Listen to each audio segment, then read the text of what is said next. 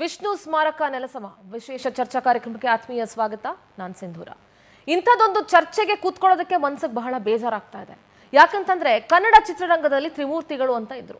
Vishnuvardhan, Ambareesh, doctor Rajkumar ಅಂತ ಹೇಳಿ. Doctor Rajkumar ಹಾಗೆ ವಿಷ್ಣುವರ್ಧನ್ ಅವರಿಗೆ ಸಿಕ್ಕಂತ ಗೌರವ ಡಾಕ್ಟರ್ ವಿಷ್ಣುವರ್ಧನ್ ಅವರಿಗೆ ಯಾಕೆ ಸಿಗ್ಲಿಲ್ಲ ಅನ್ನೋದು ಇವತ್ತು ಅವರ ಲಕ್ಷಾಂತರ ಅಭಿಮಾನಿಗಳ ಪ್ರಶ್ನೆ, ಜೊತೆಗೆ ಪವರ್ ಟಿವಿಯ ಪ್ರಶ್ನೆ ಕೂಡ ಹೌದು. ಯಾಕಂತಂದ್ರೆ ವಿಷ್ಣುವರ್ಧನ್ ಅವರ ಕೊಡುಗೆ ಕೂಡ ಕನ್ನಡ ಚಿತ್ರರಂಗಕ್ಕೆ ಅಷ್ಟು ದೊಡ್ಡ ಮಟ್ಟದಲ್ಲಿದೆ. ಅಂತ ಮೇರು ನಟನಿಗೆ ಒಂದು ಸ್ಮಾರಕವನ್ನ ಉಳಿಸಿಕೊಳ್ಳುವಷ್ಟು ಕೂಡ, ಗೌರವ ಕೊಡುವಷ್ಟು ಕೂಡ ಇಲ್ವಾ? ಜನಮೆಚ್ಚಿದ ಯಜಮಾನನ ಸ್ಮಾರಕನೇ ನೆಲಸಮ ಮಾಡಿಬಿಟ್ರಲ್ಲ. ಇಂಥ ದುರಂತ ಇದಕ್ಕಿಂತ ದುರಂತ ಬೇಕಾ? ರಾತ್ರೋರಾತ್ರಿ ಸಮಾಧಿಯನ್ನ ಧ್ವಂಸ ಮಾಡಿದ್ರಲ್ಲ. ಆಪ್ತ ಮಿತ್ರನ ಅಭಿಮಾನಿಗಳ ಬೇಡಿಕೆಗೆ ಮನ್ನಣೆನೇ ಇಲ್ವಾ? ಸತ್ ಮೇಲೂ ಯಾಕ್ರಿ ಇಷ್ಟು ಅವಮಾನ ಮಾಡ್ತೀರಿ? ಇಷ್ಟು ವಿವಾದ ಯಾಕೆ ಮಾಡ್ತೀರಿ? ಅವರು ಬದುಕಿದ್ದಾಗ್ಲೂ ಅವ್ರಿಗೆ ಹಿಂಸೆ ಕೊಟ್ಟಿದ್ದೀರಿ. ನಟ ವಿಷ್ಣುವರ್ಧನ್ ನಮ್ಮನ್ನೆಲ್ಲ ಆಗಲಿ ಆಲ್ಮೋಸ್ಟ್ 16 ವರ್ಷಗಳು ಕಳೆದು ಹೋಗಿದೆ. ಬಾಲಣ್ಣ ಹಾಗೂ ವಿಷ್ಣು ಕುಟುಂಬ ನಡುವಿನ ವಿವಾದ ಏನು? ಸ್ಮಾರಕ ಧ್ವಂಸ ಮಾಡಿ ಸಿನಿ ದಿಗ್ಗಜರು ಸೈಲೆಂಟ್ ಆಗಿದ್ದಾರಲ್ಲ, ಯಾಕೆ? ಜನಮೆಚ್ಚಿದ ಯಜಮಾನನ ಸ್ಮಾರಕ ನೆಲಸಮ ಆಗೋಯ್ತಲ್ಲ, ಸ್ಮಾರಕ ಧ್ವಂಸ ಆಗಿದೆ. ಸಿನಿಮಾ ರಂಗದ ಸೋಕಾಲ್ಡ್ ದಿಗ್ಗಜರೆಲ್ಲ ಸುಮ್ಮನೆ ಕುತ್ಕೊಂಡಿದ್ದೀರಲ್ಲ, ಯಾಕೆ? ಅಟ್ಲೀಸ್ಟ್ ಯಾಕೆ ಹಿಂಗ್ ಮಾಡಿದ್ರಿ ಅಂತ ಪ್ರಶ್ನೆ ಮಾಡೋಷ್ಟು ಯಾರಿಗೂ ಧೈರ್ಯ ಇಲ್ವಾ? ಯಾರಿಗೂ ಬಾಯಿ ಬರ್ತಾ ಇಲ್ವಾ? ಅಥವಾ ವಿಷ್ಣುವರ್ಧನ್ ಅವರು ಕನ್ನಡ ಚಿತ್ರರಂಗಕ್ಕೆ ಏನು ಕೊಟ್ಟೇ ಇಲ್ವಾ? ಏನು ಮಾಡೇ ಇಲ್ವಾ? ಏನಕ್ಕೆ ಮಾತನಾಡ್ತಾ ಇಲ್ಲ? ಈ ಪ್ರಶ್ನೆನ ನಾನು ಇವತ್ತು ಅವರ ಅಭಿಮಾನಿಗಳ ಪರವಾಗಿ ಅವರ ಕುಟುಂಬಕ್ಕೂ ಮಾಡ್ತಾ ಇದ್ದೀನಿ. ಯಾಕೆ ನೀವು ಮಾತಾಡ್ತಾ ಇಲ್ಲ ಅಂತ. ಈ ಎಲ್ಲ ನಟರು ಕೂಡ ಅಭಿಮಾನಿಗಳಿಗೋಸ್ಕರನೇ ಬದುಕಿ, ಅಭಿಮಾನಿಗಳಿಗೋಸ್ಕರನೇ ಜೀವನ ನಡೆಸಿದಂಥವ್ರು. ಅವರ ಅಭಿಮಾನಿಗಳ ಮಾತಿಗೆ, ಬೇಡಿಕೆಗೆ, ಮನ್ನಣೆ ಇಲ್ಲ ಅಂತ ಹೇಳಿದ್ರೆ, ಮಣೆ ಹಾಕೋದಿಲ್ಲ ನೀವು ಅಂತ ಹೇಳಿದ್ರೆ ಏನಂತ ಅರ್ಥ ಮಾಡ್ಕೊಳ್ಬೇಕು?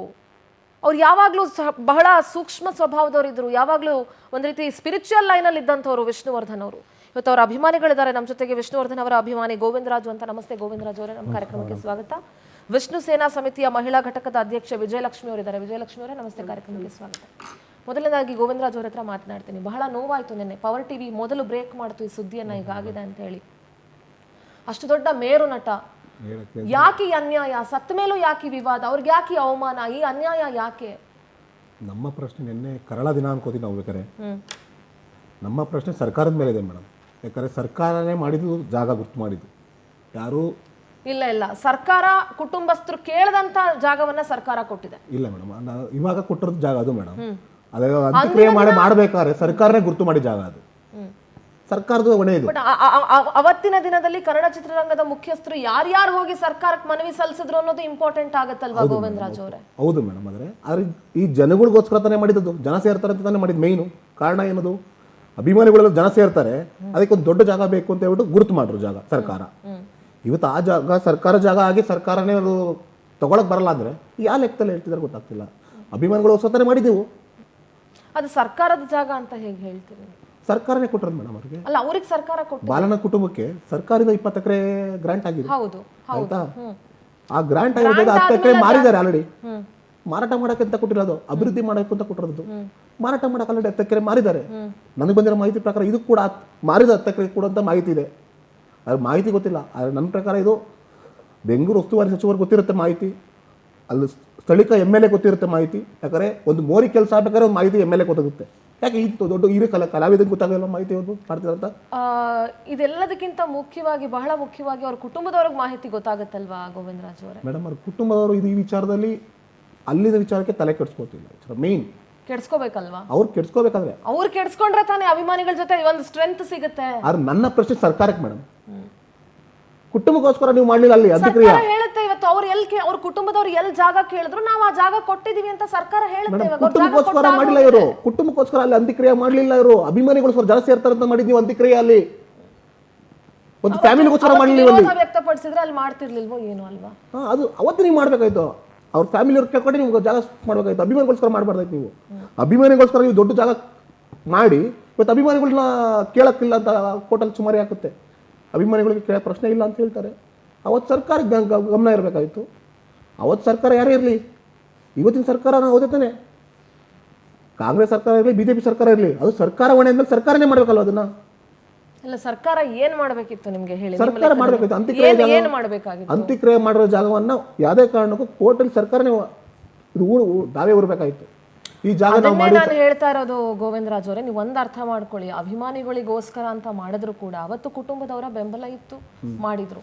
ಇವತ್ತು ಸರ್ಕಾರ ಕೋರ್ಟಲ್ಲಿ ಕೇಸ್ ನಡೆಸೋದಕ್ಕೆ ಕುಟುಂಬಸ್ಥರ ಬೆಂಬಲ ಬೇಕಲ್ಲ. ಅವರು ಎಲ್ಲಿ ಜಾಗ ಕೇಳಿದಾರೋ ಮೈಸೂರಲ್ಲಿ, ಅಲ್ಲಿ ಜಾಗ ಕೊಟ್ಟಾಗಿದೆ ಅನ್ನತ್ತೆ ಸರ್ಕಾರ. ಇವತ್ತು ನೀವು ಮಾತನಾಡಿದ್ರೆ ಮೇಡಮ್, ಇದು 7.5 ಕೋಟಿ ಕನ್ನಡಿಗರಿಗೋಸ್ಕರ ಮಾಡಿದ ಹೊರತು ಜಾಗ ಅಂತ್ಯಕ್ರಿಯೆ ಮಾಡೋದು. ಅದನ್ನೇ ನಾನು ಹೇಳ್ತಾ ಇರೋದು, 7.5 ಕೋಟಿ ಕನ್ನಡಿಗರಿಗೋಸ್ಕರ ಅದು ನೀವು ಇಮೋಷನಲಿ ಮಾತಾಡ್ತಿದ್ದೀರಿ.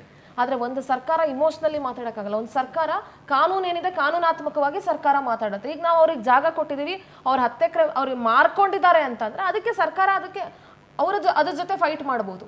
ಆದರೆ ಅಂತ್ಯಕ್ರಿಯೆ ಮಾಡಿದ್ರೆ ಹಿಂದೂ ಸಂಸ್ಕೃತಿ ತೆಗಿಂಗಿಲ್ಲವಲ್ಲ ಮೇಡಮ್, ಅದಕ್ಕೂ ಅವಕಾಶ ಇದೆ ಕಾನೂನಲ್ಲಿ. ಅದು ನೀವು ಪ್ರಶ್ನೆ ಮಾಡ್ಬೇಕು. ಪ್ರಶ್ನೆ ಮಾಡಕ್ ಯಾರು ಮಾಡ್ತೀರಿ? ನೀವು ಹೋಗಿ ನಿಂತ್ಕೊಂಡ್ರೆ ಕೋರ್ಟಲ್ಲಿ ಕೇಳಲ್ವೇ? ಯಾರು ನಿಂತ್ಕೋಬೇಕು? ಕುಟುಂಬ ನಿಂತ್ಕೋಬೇಕು. ಅವ್ರು ಯಾರು ಮಾತಾಡ್ತಿಲ್ವೇ?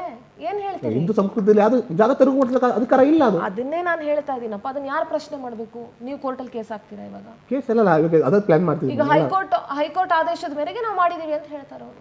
ಪೊಲೀಸ್ ಸಪೋರ್ಟ್ ತಗೊಂಡು, ಪೊಲೀಸ್ ಪ್ರೊಟೆಕ್ಷನ್ ತಗೊಂಡು ನಾವು ಮಾಡಿದ್ವಿ. ಆದ್ರೆ ಒಂದು ಮಾನವೀಯತೆ ಅವ್ರಿಗೆ ಇರಬೇಕಾಗಿತ್ತು. ಎಲ್ಲದಕ್ಕೂ ಮೀರಿದಂತಹ ಮನುಷ್ಯತ್ವ ಇರಬೇಕಾಗಿತ್ತು. ಅಂದ್ರೆ ಕನ್ನಡ ಚಿತ್ರರಂಗದವ್ರ ಧ್ವನಿ ಎತ್ತಬೇಕು ಇದಕ್ಕೆ. ಅವ್ರ ಕುಟುಂಬದವ್ರ ಧ್ವನಿ ಎತ್ತಬೇಕು, ಕನ್ನಡ ಚಿತ್ರರಂಗ ಧ್ವನಿ ಎತ್ತಬೇಕು ಇದಕ್ಕೆ. ಅಂದ್ರೆ ಒಬ್ಬ ಮೇರು ನಟನ ಒಂದು ಸ್ಮಾರಕ ಅಲ್ಲಿ ಅವರನ್ನ ಅವತ್ತು ಸುಡುವಂತ ಕೆಲಸ ಆಗಿತ್ತು. ಒಂದು ಸ್ಮಾರಕನೇ ಇಲ್ಲ ಅಂತ ಆಗ್ಬಿಟ್ರೆ, ಎಲ್ಲೋ ಅವರನ್ನ ಇಲ್ಲಿ ಅಂತ್ಯಕ್ರಿಯೆ ಮಾಡಿದ್ ಯಾವ್ದೋ ಜಾಗದಲ್ಲಿದೆ, ಸ್ಮಾರಕ ಎಲ್ಲೋ ಮಾಡ್ತೀವಿ ನಾವು ಅಂತಂದ್ರೆ ಯಾವ ಅರ್ಥ ಇದೆ ಅದಕ್ಕೆ? ನೀವೇ ಹೇಳಿ, ನೀವೇ ಮಾತಾಡ್ಬೇಕು. ವಿಜಯಲಕ್ಷ್ಮಿ ಅವ್ರು ಏನ್ ಹೇಳ್ತೀರಿ?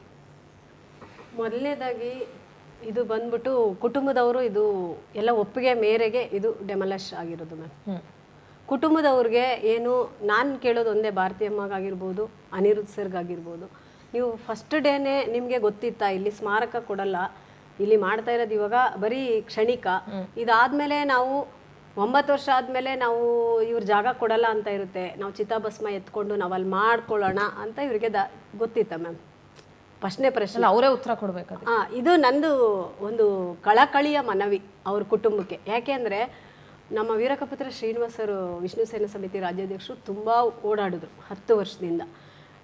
ಎಷ್ಟೇ ಕುಟುಂಬನ ಒಂದು ಮಾಡಿಕೊಂಡು ಮಾಡೋದಕ್ಕೆ ಹೋದ್ರೂ, ಮನೆ ಹತ್ರ ಹೋಗಿ ಎಲ್ಲ ಮಾಡಿದ್ರು ಕೂಡ ಯಾರು ವೀರಕಪುತ್ರ ಶ್ರೀನಿವಾಸರು ಇವ್ರ ಅಭಿಮಾನಿಗಳೇ ಅಲ್ಲ ಅಂದರು. ಅವರು ಬಂದುಬಿಟ್ಟು 2013ರಿಂದ ಏನೇನು ಕಾರ್ಯಕ್ರಮಗಳನ್ನು ಮಾಡಿದ್ದಾರೆ, ಏನೇನು ಮಾಡ್ತಿದ್ದಾರೆ ಅಂತ ಇಡೀ ಕರ್ನಾಟಕ ನೋಡ್ತಿದೆ. ಅವ್ರು ಯಾವುದು ಇಲ್ಲಿ ದುಡ್ಡು ಮಾಡೋಕ್ಕೋಸ್ಕರ ಮಾಡಿಲ್ಲ, ಏನೂ ಮಾಡಿಲ್ಲ. ಅವರು ಸ್ವಂತ ಹಣದಿಂದ ಮಾಡ್ತಾ ಇರೋದು ಮೇಡಮ್.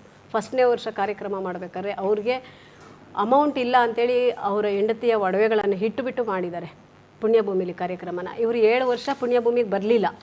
ನಾನು ಕೇಳೋದು ಭಾರತಿ ಅಮ್ಮಗೆ, ನಿಮಗೆ ಗೊತ್ತಿತ್ತಾ ನೀವು ಚಿತಾಭಸ್ಮ 7 ವರ್ಷ ಮನೆಗೆ ಇಟ್ಕೊಂಡಿದ್ರ ವಿಷ್ಣು ಸರ್ದು? ಮೈಸೂರಲ್ಲಿ ನೀವು ಮಾಡ್ಕೊಂಡಿದ್ದೀರಾ, ಓಕೆ, ನೀವು ಮಾಡಿಕೊಂಡು ವಿಷ್ಣು ಸರ್ಗೆ ಮೈಸೂರು ಇಷ್ಟ ಇತ್ತು ಅನ್ನೋದಾದರೆ ಅವತ್ತೇ ಮೈಸೂರಲ್ಲೇ ಮಾಡ್ಬೋದಿತ್ತಲ್ವ? ಕಾರ್ಯನೇ ಮೈಸೂರಲ್ಲಿ ಮಾಡ್ಬೋದು. ಮೈಸೂರಲ್ಲಿ ಮಾಡ್ಬೋದಿತ್ತು, ಆಟ ಹಿಡಿದು ಕುತ್ಕೋಬೇಕಿತ್ತು. ಭಾರತಿ ಅಮ್ಮ ಅವತ್ತು ಅಂಬರೀಷ್ ಸರ್ ಇದ್ದರು, ವಿಷ್ಣು ಸರ್ ಅವರ ಆಪ್ತ ಗೆಳೆಯ ಇದ್ದರು. ಅವರು ಇಲ್ಲ ನಮ್ಗೆ ಇಲ್ಲಿ ಬೇಡವೇ ಬೇಡ, ನಾನು ಮೈಸೂರಿಗೆ ತೊಗೊಂಡೋಗ್ತೀನಿ ಅಂತ ಒಂದು ಮಾತು ಹೇಳ್ಬೋದಿತ್ತಲ್ವ? ಇವಾಗ ಆದಮೇಲೆ ಆಯಿತು, ಇಲ್ಲಿ ಮಾಡಿದ್ದೀರಾ, ನೀವು ಮೈಸೂರಲ್ಲೂ ಅದ್ದೂರಿಯಾಗಿ ಮಾಡ್ಕೊಂಡಿದ್ದೀರಾ, ಮೈಸೂರಲ್ಲಿ ಓಕೆ. ಅವರು ಕೀರ್ತಿವರ್ಧನ್ ಹೇಳ್ತಿದ್ದಾರೆ, ನಮಗೆ ಇಲ್ಲಿ ಮಾಡಿದ್ರೆ ಏನು ಬರಲ್ಲ, ಏನು ಇರಲ್ಲ, ಅಪ್ಪಾಜಿ ಹೆಸರಲ್ಲಿ ಸ್ಟೇಡಿಯಮ್ಗಳಾಗಬೇಕು, ಆಟಗಳಾಡಬೇಕು, ಅಂದರೆ ಅವ್ರ ಹೆಸರು ಹೇಳಿ 4-6 ಜನಕ್ಕೆ ಒಳ್ಳೇದಾಗಬೇಕು, ಅದು ದೊಡ್ಡ ಮ್ಯೂಸಿಯಂ ಥರ ಇರಬೇಕು ಅನ್ನೋದು ಅವ್ರ ಉದ್ದೇಶ. ಓಕೆ ಮೇಡಮ್, ಹಂಗಾದರೆ ಇಲ್ಲಿ ಅಂತ್ಯ ಸಂಸ್ಕಾರ ಯಾಕೆ ಮಾಡೋಕ್ಕೆ ಅವತ್ತು ಬಿಡಬೇಕಿತ್ತು? ಅವತ್ತೇ ಬಿಡಬಾರ್ದಿತ್ತು ಅಷ್ಟೇ. ನಾನು ಕೇಳ್ತಿರೋದು ಅವತ್ತು ಬಿಡಬಾರ್ದಿತ್ತು. ಓಕೆ, ಇವಾಗ ನೀವು ಮಾಡ್ಕೊಂಡಿದ್ದೀರಾ, ಇಲ್ಲಿ ನಮಗೆ ಇದು ಗರ್ಭಗುಡಿ, ಇದು ಪುಣ್ಯ ಭೂಮಿ, ಇದನ್ನು ನಾವು ನಮ್ಗೆ ಇಷ್ಟು ದಿವಸ ವಿಷ್ಣು ಸರ್ ನನಗೆ ಸತ್ತಿದ್ದಾರೆ ಅನಿಸ್ತಾ ಇಲ್ಲ, ಅವರು ಹೋಗಿದ್ದ ದಿವಸ ನಾವು ಹುಚ್ಚರಾಗಿದ್ವಿ ಬಿಡಿ. ಅದು ಬಿಟ್ಟು ನಿನ್ನೆ ನಮ್ಗೆ ಅನಿಸಿದ್ದು ಸತ್ಯವಾಗ್ಲೂ ಅವತ್ತೇನು ಪೇಯ್ನ್ ಆಯಿತು ಅದೇ ಪೇಯ್ನ್ ಆಯಿತು ಮೇಡಮ್. ಯಾಕೆ ಅಂದರೆ ಅಯ್ಯೋ ಹೊರಗಡೆ ಬಂದು ನಮಗೇನೋ ಅವ್ರು ಇದ್ದಾರೆ, ನಮ್ಮ ಒಡನಾಟ ನಾವೇನೇ ಕೇಳ್ಕೊಂಡ್ರು ಅಲ್ಲಿ ಹೋಗಿ ಎಷ್ಟೋ ಇದು ಆಗಿದೆ ನನಗೆ ಮಿರಾಕಲ್ಲಾಗಿ. ಅಂಥದ್ರಲ್ಲಿ ಅದೇ ಇಲ್ಲ. ನಿನ್ನೆ ಇದನ್ನು ಆಗಸ್ಟ್ ತಿಂಗಳಲ್ಲಿ 1ನೇ ತಾರೀಕು ಇದೇ ಕುಟುಂಬದವರೇ ಮಾತಾಡಿದಾರಂತೆ, ನಮಗಲ್ಲಿ ಬೇಡ ಹೊಡೆದಾಕಿ ಅಂತ ಕುಟುಂಬದವರೇ ಹೇಳಬೇಕಾದ್ರೆ ಇದು ಯಾವ ಥರ ಅಂತ ಯೋಚನೆ ಮಾಡಬೇಕು. ಅಭಿಮಾನಿಗಳು ಎಷ್ಟು ಹೋರಾಡಬೇಕು. 9 ವರ್ಷದಿಂದ ಕೋರ್ಟ್ ನಡೆಸ್ತಾ ಇರೋ ಕೋರ್ಟಲ್ಲಿ ಅಂದ್ರೆ ಇದು ಹೆಂಗೆ ಅಂತಂದ್ರೆ, ಒಬ್ಬ ಅಷ್ಟು ದೊಡ್ಡ ಮೇರು ನಟ ನಾಳೆ ಇಂಥ ನಟನ ಇಲ್ಲಿ ಅವ್ರ ಅಂತ್ಯಕ್ರಿಯೆ ಮಾಡಿದ್ರಂತೆ ಅಂತ ಹೇಳ್ಕೊಳಕ್ಕೂ ಒಂದು ಜಾಗ ಇಲ್ಲ ಅಂದಮೇಲೆ ಅದಕ್ಕಿಂತ ದೊಡ್ಡ ದುರಂತ ಇದೆಯಾ ಅಂತ ಅನ್ಸುತ್ತೆ. ನಮಗೆ ಅನಿಸ್ತಾ ಇದೆ, ಬಟ್ ಏನು ಹೇಳೋದು ಹೇಳಿ. ಅಮೌಂಟ್ ಬೇಕಿತ್ತಾ? ನಮ್ಮ ವೀರಕಪುತ್ರ ಶ್ರೀನಿವಾಸ ರಾಜ್ಯಾಧ್ಯಕ್ಷರು ಅದಕ್ಕೆ ಅಮೌಂಟನ್ನು ನಾವು ಭರಿಸ್ತೀವಿ.